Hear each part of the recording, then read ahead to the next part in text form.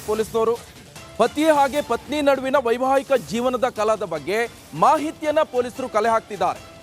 ವೆಂಕಟರಮಣ ಕೊನೆಯ ಬಾರಿ ಸುಚನ ಜೊತೆ ಮಾತನಾಡಿರುವಂಥದ್ದು ಜನವರಿ 7ರಂದು ವಿಡಿಯೋ ಕಾಲ್ ಮಾಡಿದ್ದಾಗ ಏನಾಯ್ತು ಅಲ್ಲಿ, ಈ ಘಟನೆ ಬಗ್ಗೆ ಮಾಹಿತಿಯನ್ನ ಪೊಲೀಸ್ನವರು ಕಲೆ ಹಾಕ್ತಿದ್ದಾರೆ. ಮಗುವನ್ನ ಹತ್ಯೆ ಮಾಡೋ ಬಗ್ಗೆ ಏನಾದರೂ ಹೇಳ್ಕೊಂಡಿದ್ರಾ ಸುಚನಾ ನಿಮ್ಮ ಜೊತೆ ಅಂತ ಪೊಲೀಸರು ಸುಚನಾ ಪತಿ ವೆಂಕಟರಮಣ ಅವರನ್ನ ವಿಚಾರಣೆ ಮಾಡ್ತಾ ಇರುವಂತ ಸಂದರ್ಭದಲ್ಲಿ ಪ್ರಶ್ನೆಗಳನ್ನ ಕೇಳ್ತಾ ಇರುವಂತದ್ದು. ಈ ಎಲ್ಲ ವಿಚಾರಗಳ ಬಗ್ಗೆ ಪೊಲೀಸರು ಮಾಹಿತಿಯನ್ನ ಕಲೆ ಹಾಕ್ತಿದ್ದಾರೆ. ರಿಪಬ್ಲಿಕ್ ಕನ್ನಡಕ್ಕೆ ಗೋವಾ ಪೊಲೀಸ್ ಉನ್ನತ ಮೂಲಗಳಿಂದ ಈ ಮಾಹಿತಿ ಲಭ್ಯವಾಗಿರುವಂತದ್ದು. ಗೋವಾದಲ್ಲಿ ತಾಯಿಯಿಂದ ಮಗನ ಹತ್ಯೆ ಪ್ರಕರಣ ಕುರಿತಂತೆ ರಿಪಬ್ಲಿಕ್ ಕನ್ನಡ ಎಕ್ಸ್ಕ್ಲೂಸಿವ್ ಮಾಹಿತಿಯನ್ನ ನಿಮ್ಮ ಮುಂದೆ ಇಡ್ತಾ ಇರುವಂತದ್ದು. ಸುಚನಾ ಸೇಠ್ ಪತಿ ಈಗ ವಿಚಾರಣೆಗೆ ಹಾಜರಾಗಿದ್ದಾರೆ. ವಿಚಾರಣೆಗೆ ಹಾಜರಾದ ಸಂದರ್ಭದಲ್ಲಿ ಪೊಲೀಸರು ಪ್ರಶ್ನೆಗಳನ್ನ ಅವರ ಮುಂದೆ ಇಟ್ಟಿದ್ದಾರೆ. ಅವತ್ತು ಏನ್ ಆಯ್ತು, ಜನವರಿ 7ರಂದು ವಿಡಿಯೋ ಕಾಲ್ ಮಾಡಿದ್ರಲ್ಲ, ಅವತ್ತು ಏನಾದರೂ ಹೇಳ್ಕೊಂಡ್ರ ನಿಮ್ಮ ಜೊತೆ ಮಗುವನ್ನ ಕೊಲೆ ಮಾಡೋ ವಿಚಾರಕ್ಕೆ ಸಂಬಂಧಪಟ್ಟಂತೆ ಇರ್ಬೋದು, ಅಥವಾ ವೈವಾಹಿಕ ಜೀವನದಲ್ಲಿ ಏನಾದರೂ ಸಮಸ್ಯೆ ಆಯಿತು, ಆ ಸಮಸ್ಯೆ ಬಗ್ಗೆ ಪ್ರಶ್ನೆಗಳನ್ನ ಕೇಳ್ತಾ ಇದ್ದಾರೆ.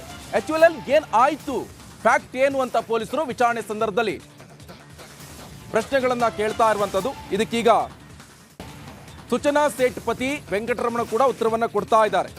ಜನವರಿ 7ರಂದು ವಿಡಿಯೋ ಕಾಲ್ ಮಾಡಿದಾಗ ಏನ್ ಆಯ್ತು ಅಂತ. ಈ ಬಗ್ಗೆ ಹೆಚ್ಚಿನ ಡೀಟೇಲ್ಸ್ ಅನ್ನ ಕೊಡ್ತಾರೆ ನಮ್ಮ ಪ್ರತಿನಿಧಿ ಸುನೀಲ್ ಧರ್ಮಸ್ಥಳ, ನೇರ ಸಂಪರ್ಕದಲ್ಲಿ ಜಾಯ್ನ್ ಆಗಿದ್ದಾರೆ. ಸುನೀಲ್ ಧರ್ಮಸ್ಥಳ ಈಗ ವಿಚಾರಣೆಗೆ ಹಾಜರಾಗಿದ್ದಾರೆ ಸುಚನಾ ಸೇಠ್ ಪತಿ ವೆಂಕಟರಮಣ. ಬಟ್ ಏನೆಲ್ಲ ಪ್ರಶ್ನೆಗಳನ್ನ ಈಗ ವೆಂಕಟರಮಣ ಅವರ ಜೊತೆ ಕೊಟ್ಟಿರುವಂಥದ್ದು, ಆದರೆ ಈಗ ವೆಂಕಟರಮಣ ಏನು ಹೇಳ್ತಾ ಇದ್ದಾರೆ ಅದ್ರ ಬಗ್ಗೆ ಏನಾದರೂ ಮಾಹಿತಿ ಇದೆಯಾ? ಎಸ್ ನಿಕೇಶ್, ಸುಚನಾ ತನ್ನ ಮಗುವನ್ನು ಹತ್ಯೆ ಮಾಡಿದ್ದಂತಹ ಘಟನೆಗೆ ಸಂಬಂಧಪಟ್ಟಂತೆ ಕಲ್ಲಂಗುಟೆ ಪೊಲೀಸ್ ಠಾಣೆಯಲ್ಲಿ ಒಂದು ಪ್ರಕರಣ ದಾಖಲಾಗಿತ್ತು. ಈ ಪ್ರಕರಣದ ವಿಚಾರಣೆ ಸಂದರ್ಭದಲ್ಲಿ ಪೊಲೀಸರು ವೆಂಕಟರಮಣ ಅವರಿಗೂ ಕೂಡ ನೋಟಿಸ್ನ ನೀಡಿದರು. ವಿಚಾರಣೆಗೋಸ್ಕರ ನೀವು ಪೊಲೀಸ್ ಠಾಣೆಗೆ ಹಾಜರಾಗಬೇಕು ಅಂತ ಹೇಳಿ. ಈ ಹಿನ್ನೆಲೆಯಲ್ಲಿ ಇವತ್ತು ವೆಂಕಟರಮಣ ತನ್ನ ವಕೀಲರ ಜೊತೆಗೆ ಕಲ್ಲಂಗುಟೆ ಪೊಲೀಸ್ ಠಾಣೆಗೆ ಹಾಜರಾಗಿದ್ದಾರೆ. ಪೊಲೀಸರು ಕೇಳ್ತಾ ಇರುವಂತಹ ಪ್ರಶ್ನೆಗಳಿಗೆ ಉತ್ತರವನ್ನು ಕೂಡ ನೀಡ್ತಾ ಇದ್ದಾರೆ ಮತ್ತು ಅವರ ಹೇಳಿಕೆಗಳನ್ನು ಪೊಲೀಸರು ಈಗ ದಾಖಲು ಮಾಡ್ಕೋತಿದ್ದಾರೆ ಅನ್ನುವಂಥದ್ದು ವಿಚಾರ ಗೊತ್ತಾಗಿರುವಂಥದ್ದು. ಇಲ್ಲಿ ಇಡೀ ಘಟನೆಯಲ್ಲಿ ವೆಂಕಟರಮಣ ಪಾತ್ರ ಏನಾದರೂ ಇದೆಯಾ ಅನ್ನುವಂಥದ್ರ ಬಗ್ಗೆ ಅನುಮಾನ ಇದೆ. ಏನಕ್ಕೆ ಅಂದರೆ 4 ದಿನಗಳ ಕಾಲ ಗೋವಾದಲ್ಲಿ ಇರೋದಕ್ಕೆ ಅಂತೇಳಿ ಹೋಗಿದ್ದಂಥ ಸೂಚನಾ ಸಡನ್ ಆಗಿ ಜನವರಿ 7ನೇ ತಾರೀಕು ತನ್ನ ಮಗುವನ್ನು ಹತ್ಯೆ ಮಾಡೋದಕ್ಕೆ ಕಾರಣ ಏನು ಅನ್ನುವಂಥದ್ದು ಪ್ರಮುಖ ಪ್ರಶ್ನೆ. ಇಲ್ಲಿ ತನಿಖೆ ವೇಳೆ ಗೊತ್ತಾಗಿದ್ದಂತಹ ಮತ್ತೊಂದು ಮಾಹಿತಿ ಅಂತ ಹೇಳಿದರೆ, ಜನವರಿ 7ನೇ ತಾರೀಕು ಮಗುವನ್ನು ಹತ್ಯೆ ಮಾಡೋದಕ್ಕೂ ಮುನ್ನ ವೆಂಕಟರಮಣ ವಿಡಿಯೋ ಕಾಲ್ ಮಾಡಿ ತನ್ನ ಮಗು ಜೊತೆಗೆ ಮಾತನಾಡಿದ್ರು ಅನ್ನುವಂಥದ್ದು.